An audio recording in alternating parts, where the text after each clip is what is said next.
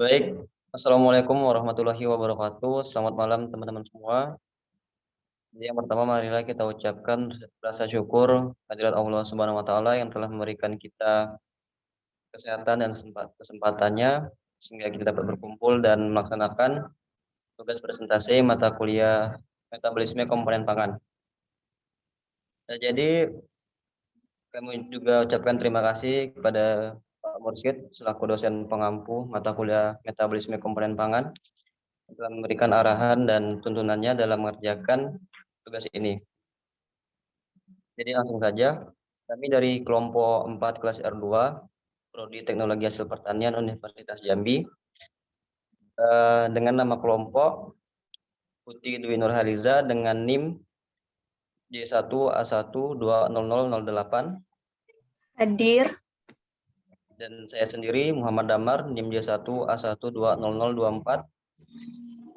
Karina Antafani Ginting dengan NIM J1A1200042. Hadir. Febiani Samaser dengan NIM J1A1200062. Hadir. Dan terakhir Muhammad Aziz dengan NIM J1A1200078. Baik, langsung ke penyampaian materi. Materi pertama akan dibacakan oleh atau disampaikan oleh Putih Dwi Nurhaliza. Kepada Putih dipersilakan.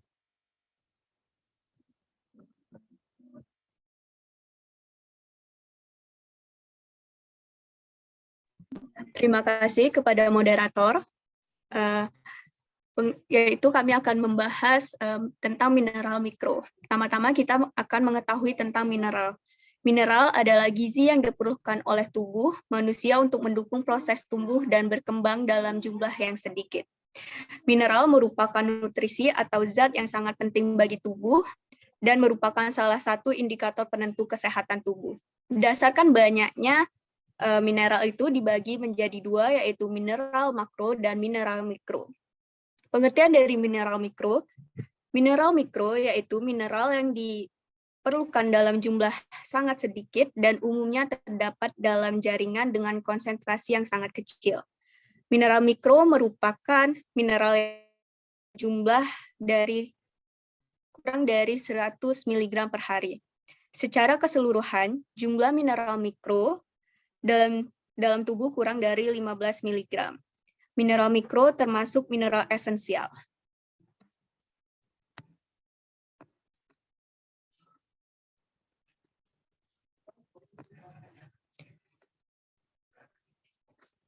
Jenis mineral mikro yaitu ada seng, mangan, tembaga, besi, iodium, selenium, dan krom.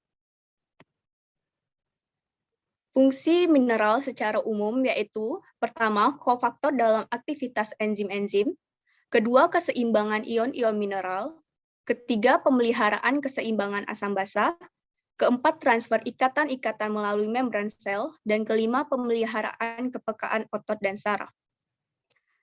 Pertama, saya akan menjelaskan fungsi dari zat besi. Besi berfungsi sebagai alat angkut oksigen, alat angkut elektron sel, penguat sistem kekebalan tubuh, dan reaktor enzim di dalam jaringan tubuh.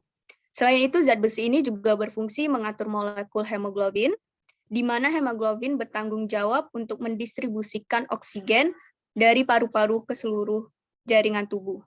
Kekurangan besi pada tubuh akan berakibat gangguan pernafasan, luka atau inflamasi pada lidah, anemia, pucat, kelemahan, dan kuku menjadi rapuh.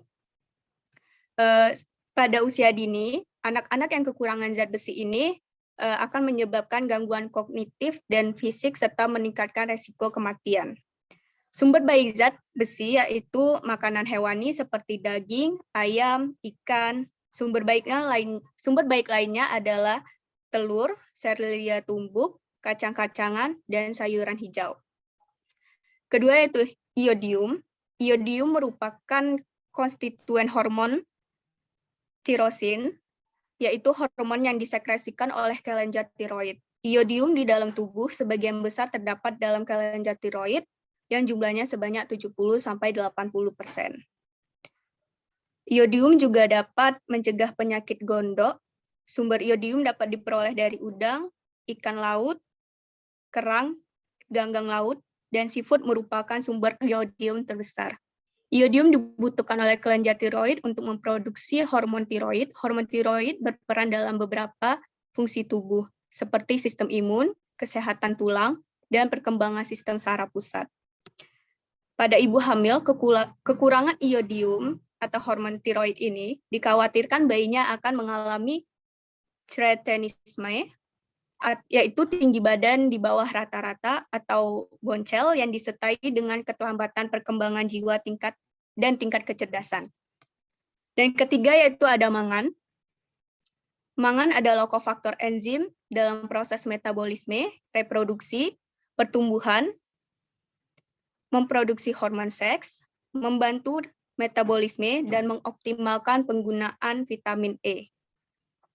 Mangan juga berperan sebagai katalisator dari beberapa reaksi metabolis yang penting pada protein, karbohidrat, dan lemak. Sumber mangan dari pangan yang kacang-kacangan, sayuran hijau, buah, bit, gandum, beras giling, dan pisang. Pada metabolisme karbohidrat, mangan berperan aktif dalam beberapa reaksi konversi pada oksidasi glukosa dan sintesis oligosakarida. Terima kasih. Saya lanjutkan kepada Febi Anissa.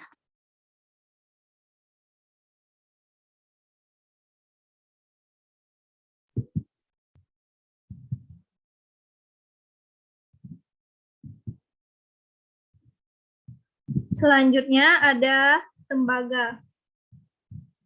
Tembaga berperan dalam oksidasi besi bentuk fero menjadi feri, dalam perubahan asam amino tirosin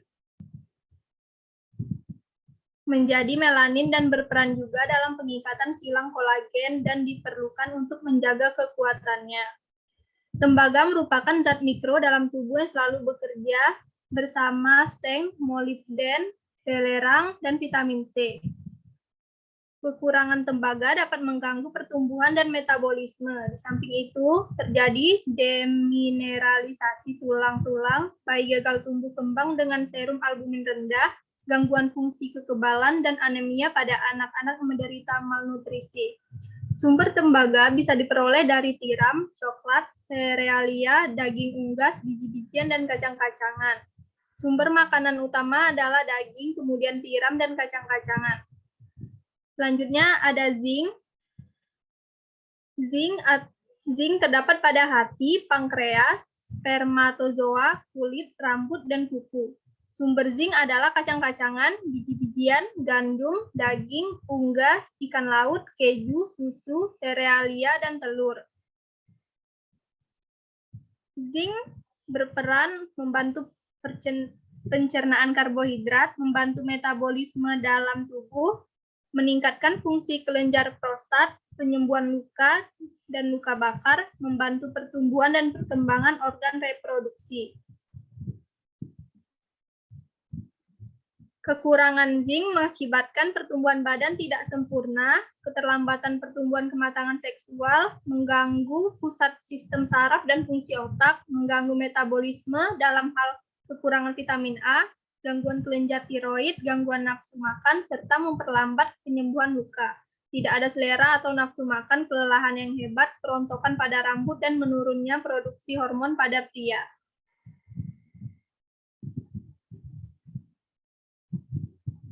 Selanjutnya ada kobalt. Kobalt merupakan konstituen vitamin B12 yang diperlukan bagi perkembangan normal sel-sel darah merah. Kobalt bersifat mudah larut dalam asam mineral encer, kurang reaktif, dan dapat membentuk senyawa kompleks. Sumber kobalt paling banyak berasal dari hewani seperti hati, ginjal, dan daging. Kekurangan kobalt dapat menyebabkan gejala anemia atau kekurangan darah dan pertumbuhan menjadi lambat. Jika defisiensi tidak diobati akan menyebabkan gangguan saraf. Kobalt berfungsi sebagai perkembangan normal sel-sel darah merah. Selanjutnya ada fluor. Fluor, kebutuhan akan fluor bagi manusia sehari-hari sangat sedikit namun harus tercukupi.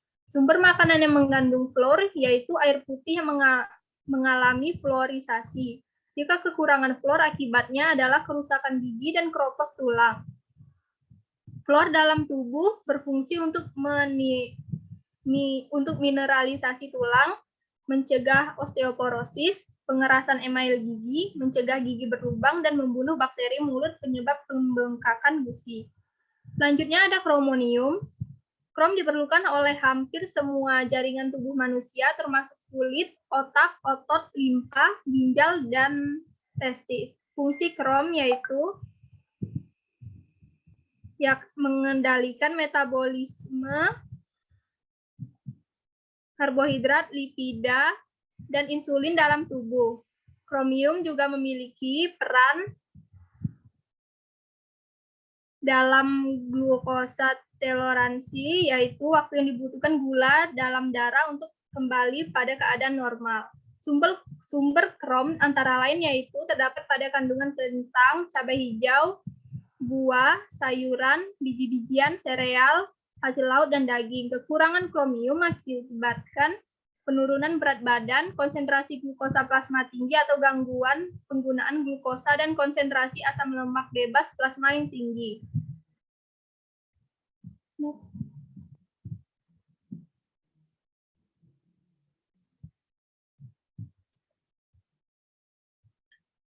Selanjutnya ada selenium. Selenium bisa didapatkan dari bawang, tomat, brokoli, kubis, dan gandum. Selenium merupakan mineral anti kanker. Selenium merupakan stimulan yang paten bagi sistem kekebalan tubuh dan bekerja membersihkan darah dari efek kemoterapi. Peran selenium yaitu berfungsi untuk mengenangkal radikal bebas, meningkatkan kekebalan tubuh, dan mempertahankan elastisitas. Kekurangan selenium dapat menyebabkan penyakit pesan, penyakit Kasinbek, gangguan tiroid, kanker, penyakit kardiovaskular, dan gangguan reproduksi. Selanjutnya ada molybdenum.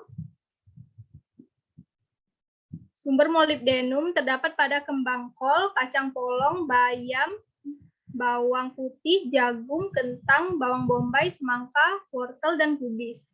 Molybdenum berfungsi sebagai kofaktor berbagai macam enzim, mengkatalis reaksi oksidasi reduksi, penawar racun, metabolisme sulfur, dan mencegah anemia.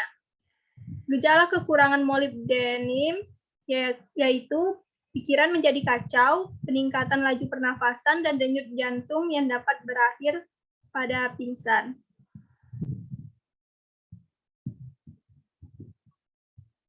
Selanjutnya, metabolisme mineral mikro akan disampaikan pada teman saya, Carina. Pada Carina, dipersilakan.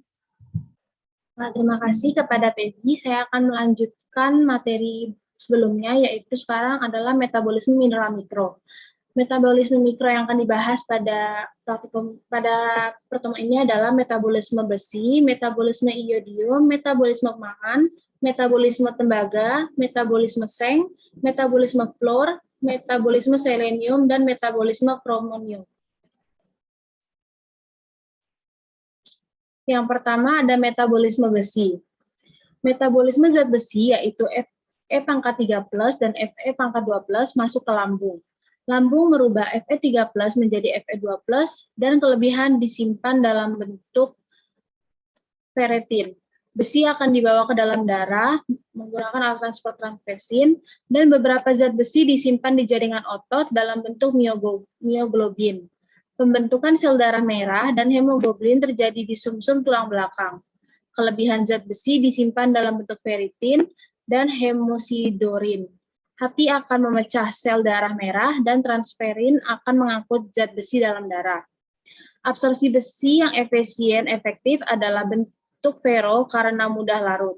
Untuk itu diperlukan suasana asam dalam lambung dan senyawa yang dapat mengubah ferri menjadi ferro dalam usus. Senyawa yang dimaksud adalah asam askorbat atau vitamin C. Penyerapan zat besi di dalam tubuh dibantu oleh asam askorbat atau vitamin C. Vitamin C dapat meningkatkan penyerapan zat besi sehingga menjadi 4 kali lipat. Proses absorpsi besi dibagi menjadi 3 fase, yaitu fase pertama adalah fase lumial. Pada fase ini, besi dalam makanan diolah di lambung. Karena pengaruh asam lambung, besi berikatan dengan senyawa lain, kemudian terjadi reduksi dari Fe pangkat 3 menjadi Fe pangkat 2+, yang diserap di duodenum. Yang kedua ada fase mukosal. Pada fase ini, penyerapan besi terjadi melalui duodenum dan jejunum proximat. Dan fase yang terakhir adalah fase popreal.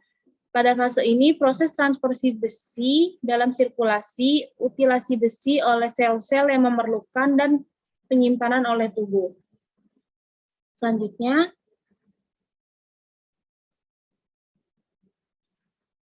ada metabolisme iodium. Pada metabolisme iodium, tahap pertamanya adalah pemindahan iodida dari cairan ekstrasel ke sel kelenjar tiroid dan kemudian ke folikel.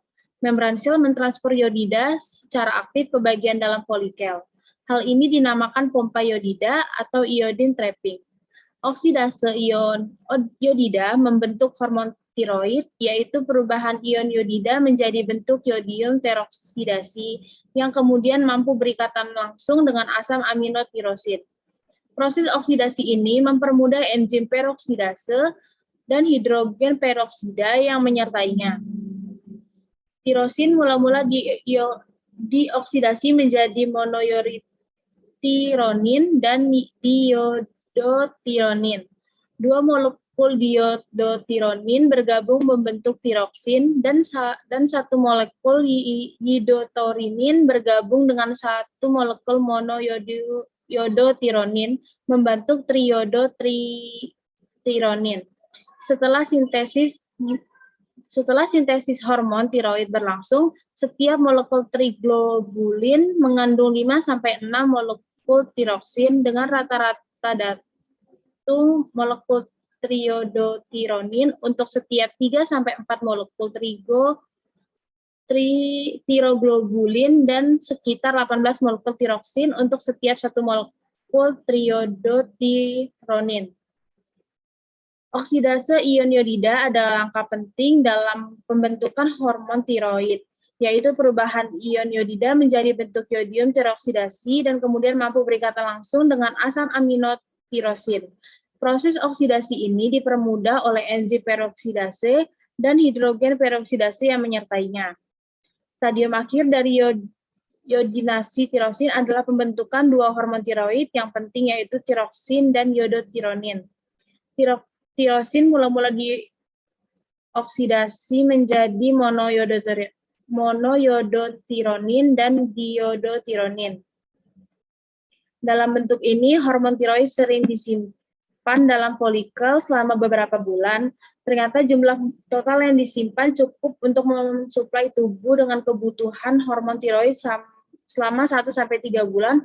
Oleh karena itu, walaupun sintesis hormon tiroid berhenti seluruhnya, efek defisiensi mungkin tidak ditemukan selama berbulan-bulan.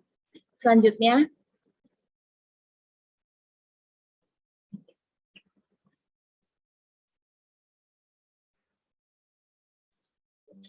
ada. Baik, selanjutnya saya akan lanjutkan untuk selanjutnya, yaitu metabolisme pangan, di mana untuk langkah awal dari metabolisme pangan itu. Yang pertama, metabolisme pangan maksudnya, mangan diserap masuk ke dalam darah dan berikatan dengan globulin, kemudian dipindahkan ke dalam jaringan yang paling banyak mengambil. Kemudian mangan adalah jaringan hati, kaya dengan mitokondria, antara mitokondria, hati, dan darah. Unsur ini berada dalam keseimbangan dinamik dengan mobilisasi yang tinggi. Mangan diekstraksi paling banyak dalam tinja bersama empedu. Dalam air seni hanya sekitar 0,04 mg sampai 0,07 per hari. Kemudian di sini ada metabolisme tembaga atau CU, di mana untuk mekanisme penyerapan dan perpindahan metabolisme unsur tembaga ini belum diketahui. Adanya kalsium karbonat sulfida mengganggu juga penyerapannya. Karena CU atau tembaga kebanyakan terikat dengan protein dalam plasma. maka tembaga sangat sedikit dapat ekstraksi melalui urin. Kemudian selanjutnya ada metabolisme zinc atau ZE, di mana di dalam pankreas seng digunakan untuk membuat enzim pencernaan yang pada waktu makan dikeluarkan ke dalam saluran cerna. Dengan demikian, saluran cerna menerima seng dari dua sumber, yaitu dari makanan dan dari cairan pencernaan yang kembali ke pankreas, dinamakan sirkulasi entropankreatik. Bila dikonsumsi seng tinggi di dalam sel dinding saluran cerna, sebagian diubah menjadi metalothionin, sebagian disimpan sehingga absorpsi berkurang. Lanjut, yaitu metabolisme Flour atau F. On-ion Flour 96% diabsorpsi melalui saluran pencernaan, yakni pada lambung dan usus kecil.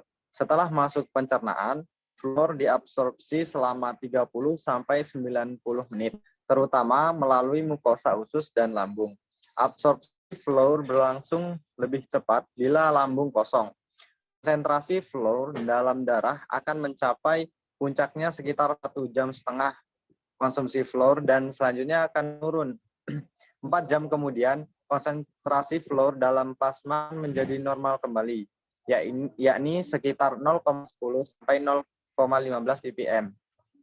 Selain itu, sekitar 5-10% dapat diekskresikan juga melalui feses, keringat, kelenjar, air susu, kelenjar saliva, dan cairan gingiva. Tetapi dalam jumlah yang sangat kecil, dalam struktur gigi, Flour terdeposit dalam enamel melalui jalur sistemik ketika gigi tumbuh dan dalam fase pematangan. Selanjutnya, yaitu ada metabolisme krominium atau CR. Absorpsi kromium sangat dipengaruhi oleh jumlah intake kromium. Absorpsi kromium ketika intake rendah lebih besar dibandingkan ketika intake kromium tinggi. Ketika intake kromium sebesar 10 mg, maka kromium yang diabsorpsi sekitar absorpsi dibantu oleh asam-asam amino yang mencegah krom mengendap dalam media alkali usus halus. Setelah diserap di mukosa intestinal, selanjutnya kromium akan diangkut oleh transferin. Karena transferin juga mengangkut zat besi, maka mekanisme pengangkutan kromium juga sangat dipengaruhi kadar zat besi dalam tubuh. Ada dua macam transferin, yaitu transferin mukosa dan transferin reseptor.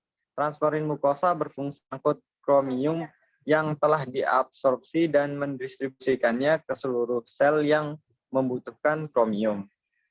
Selanjutnya, yaitu ada metabolisme selenium atau Se. Selenium masuk ke dalam tubuh dalam beberapa bentuk. Dua bentuk utama selenium adalah selenometionin yang berasal dari tumbuhan dan selenocysteine yang berasal dari hewan. Selenometionin tidak tampak sebagai bentuk khusus yang diakui sebagai senyawa selenium dan dimetabolisme dalam pool metionin. Selenometionin ini dianggap sebagai jaringan selenium karena kehadirannya dalam protein metionin dalam darah dan jaringan. Selenofosfat diproduksi oleh selenofosfat sintase dan dijadikan sebagai donor selenium untuk produksi selenium mengandung RNA transfer yang juga berfungsi untuk menggabungkan selenocysteine ke dalam selenoprotein. Untuk selanjutnya yaitu kesimpulan. Adapun kesimpulan dari pemaparan kami, yaitu untuk kesimpulannya, mineral adalah zat gizi yang diperlukan oleh tubuh manusia untuk mendukung proses tumbuh dan berkembang dalam jumlah yang sedikit. Mineral merupakan nutrisi atau zat yang sangat penting bagi tubuh dan merupakan salah satu indikator penentu kesehatan pada tubuh manusia. Unsur mineral merupakan salah satu komponen yang sangat diperlukan oleh makhluk hidup. Mineral dibagi menjadi dua kelompok, yaitu ada mineral makro dan ada mineral mikro. Mineral mikro merupakan mineral yang dibutuhkan dengan jumlah kurang dari 100 mg per hari. Secara keseluruhan, jumlah mineral mikro dalam tubuh kurang dari 15 mg. Mineral mikro termasuk mineral esensial, yaitu mineral yang sangat diperlukan dalam proses fisiologis makhluk hidup untuk membantu kerja enzim dan pembentukan organ. Jenis-jenis dari mineral mikro yaitu seperti zat besi, Fe, iodium, I, mangan Mn, tembaga Cu, zinc Zn, kobalt Co, fluor F, chromium Cr, selenium Se, dan molybdenum Mo. Masing-masing dari jenis mineral mikro tersebut memiliki fungsi dan metabolisme di tubuh manusia. Mungkin pemaparan dari saya cukup sekian, kembalikan kepada moderator. Baik. Kami mengucapkan terima kasih ya kepada teman-teman yang telah menyampaikan materinya dengan baik. Mungkin itu saja yang dapat kelompok kami sampaikan atau paparkan mengenai tugas metabolisme komponen pangan ini. Jadi kami ucapkan terima kasih. Wabillahi taufiq wal hidayah. Wassalamualaikum warahmatullahi wabarakatuh.